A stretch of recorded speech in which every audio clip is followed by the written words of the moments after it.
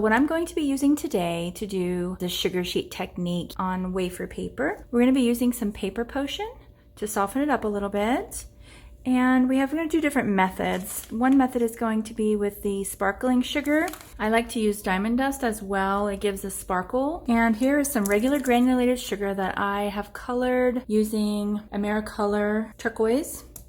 And then we have some, it's edible glitter flakes. You may have seen that. I think they're gelatin based. And some cornstarch to keep your wafer paper from sticking to your surface. And then some Roxy Enriched Soft Gold pump to kind of add when I do the gold. All right, let's get started.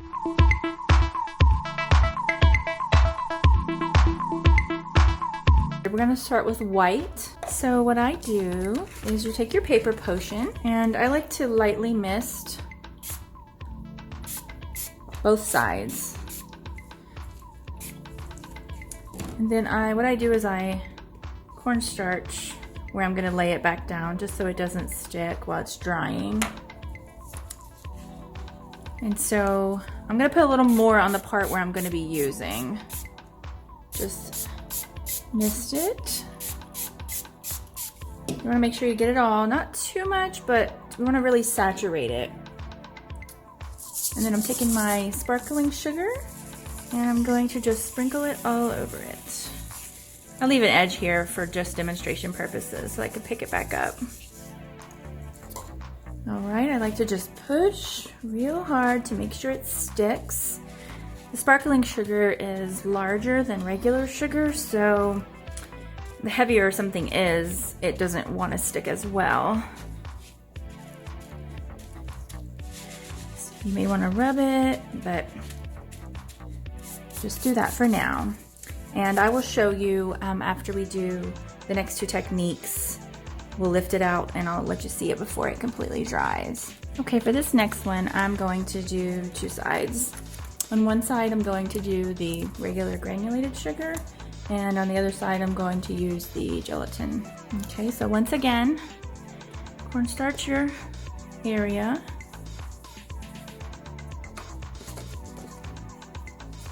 And then you want to take your paper potion and lightly mist the back.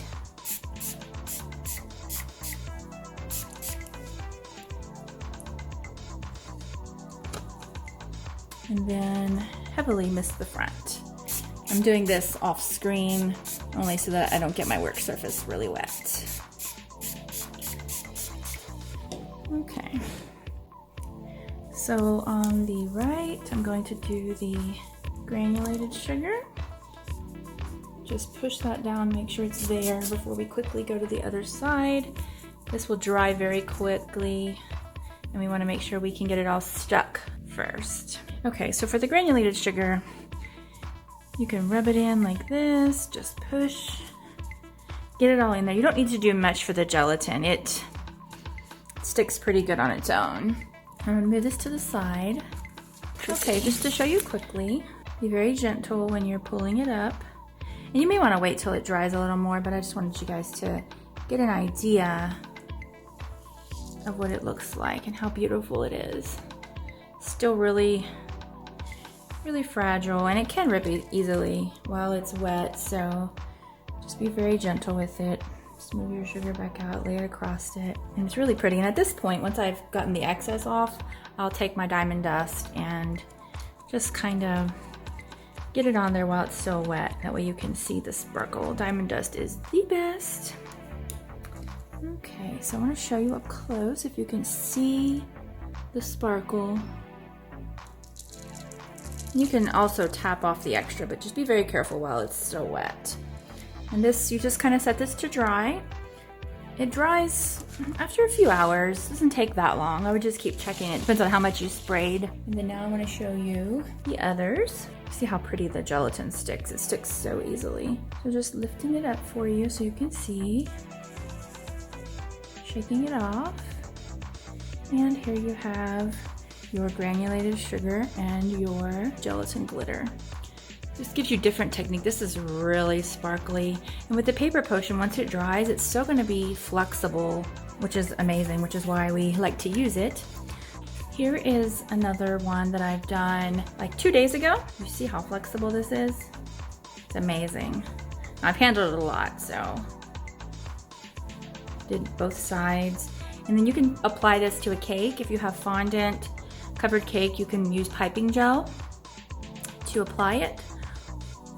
Or if you're using buttercream, you can just stick it right to it. Here's another one that I've done. This one's probably 2 weeks old and it's still amazing. And the color is just as gorgeous as the corn syrup or glucose and sugar method. But I like the flexibility of the wafer paper because number one, it's flexible and soft like a piece of fabric. And also you can you kind of do stuff on your surface and move it around. You have a lot more options. So I want to show you what it looks like on a cake.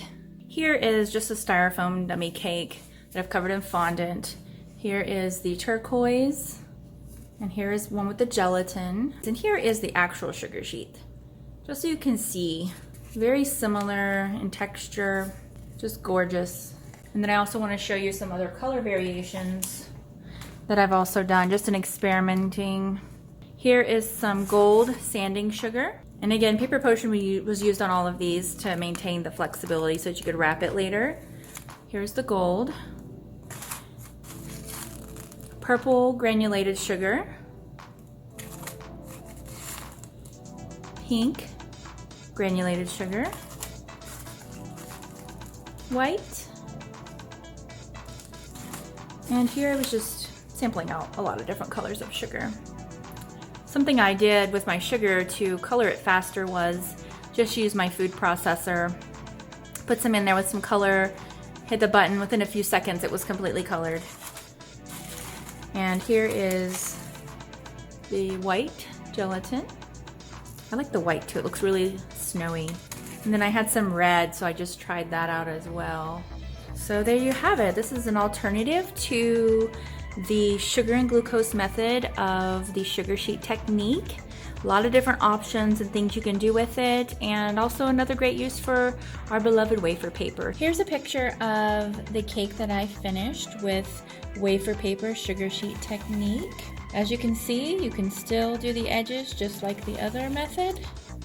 Everything on this cake right here is made with wafer paper minus the eyelashes, and then I covered the cake in fondant, but the flowers are wafer paper, the ears wafer paper, and this sugar sheet technique is wafer paper. Even the cute little nose is wafer paper.